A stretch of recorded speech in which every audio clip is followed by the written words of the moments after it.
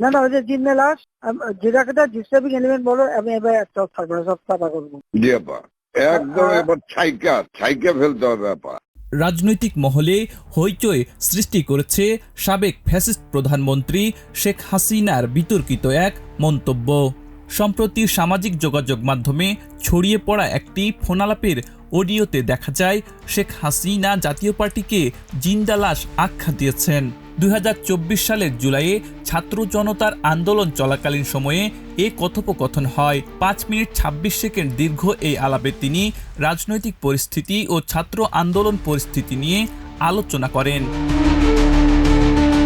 অডিওতে শোনা যায় শেখ হাসিনা নানকের কাছে মোহাম্মদপুর ও পল্লবীর আন্দোলনের পরিস্থিতি জানতে চান। নানক জানান, মোহাম্মদপুরে বিশেষ সমস্যা নেই, তবে পল্লবীতে কিছু জটিলতা রয়েছে। আলোচনার এক পর্যায়ে জাতীয় পার্টি নেতাদের প্রসঙ্গ তুললে শেখ হাসিনা ক্ষোভ প্রকাশ করে বলেন, দরকার নাই ওই পার্টির, তাদের নিয়ে আর কি করব, তারা তো জিন্দা লাশ। ফোনালাপটি প্রকাশের পর রাজনৈতিক মহলে তীব্র আলোচনা শুরু হয়েছে। বিশেষজ্ঞরা মনে করছেন এই মন্তব্য জাতীয় পার্টির রাজনৈতিক অবস্থানকে আরও দুর্বল করে তুলতে পারে এবং দলীয় সম্পর্ক ও আঞ্চলিক রাজনীতিতে নতুন দিক নির্দেশ করতে পারে।